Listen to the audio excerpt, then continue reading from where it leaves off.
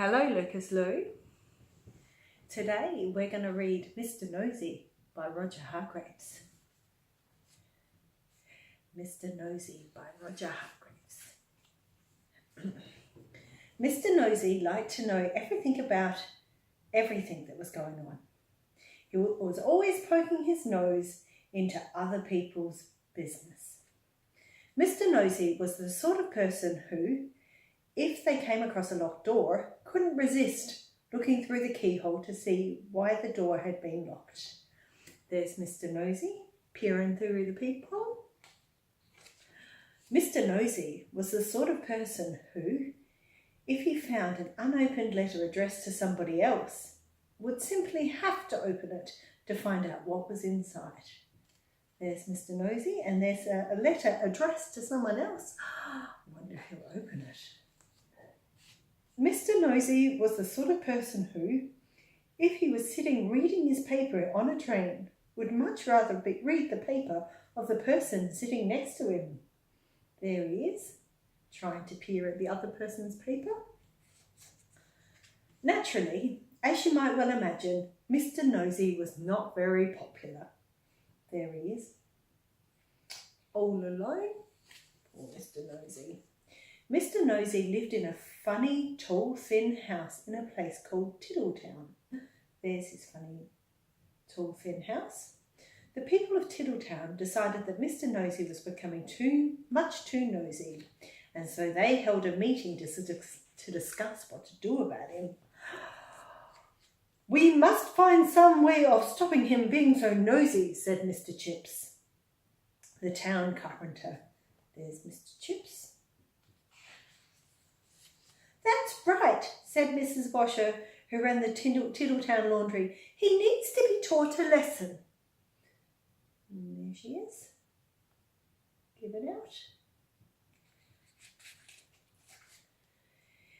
"If only we could think of a way to stop him poking his nose into everything," said Mr. Brush, the painter.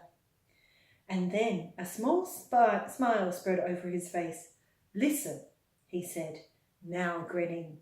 "I have a plan." All his friends gathered round to listen to his plan. There's Mr. Brush. Mr. Brush has a moustache. Can you see the moustache? There it is. The following morning, Mr. Nosey was out walking along Tiddletown High Street when he heard somebody whistling behind one of the closed doors. "I wonder what's going on here," he thought to himself, and tiptoeing up the door, he quietly opened and peeped in. There's Mr. Nosey peeping in. He shouldn't be so nosy, should he? Bold man. Splash went a very wet paintbrush right onto the end of Mr. Nosey's nose, covering it with bright red paint. "Oh dear, I am sorry," said Mr. Brush, who was painting the inside of the door.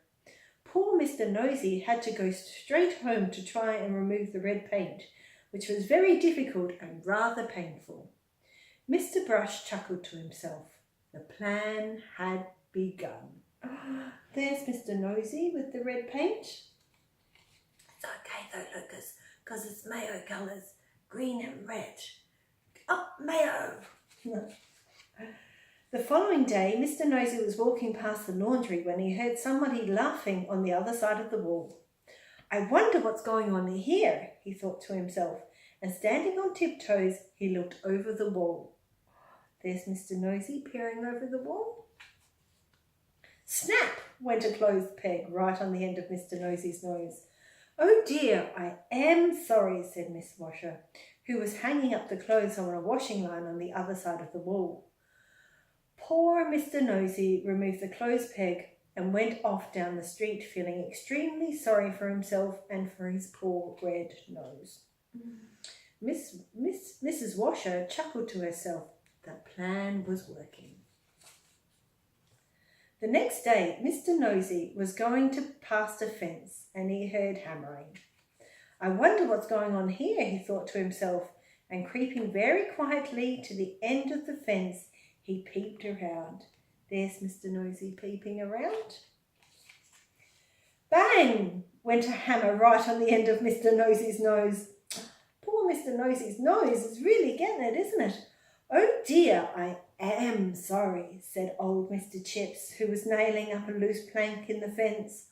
Poor Mr. Nosey had to go home immediately and bandage his poor red sore nose. Mr. Chips grinned a broad grin. The plan was working very well indeed.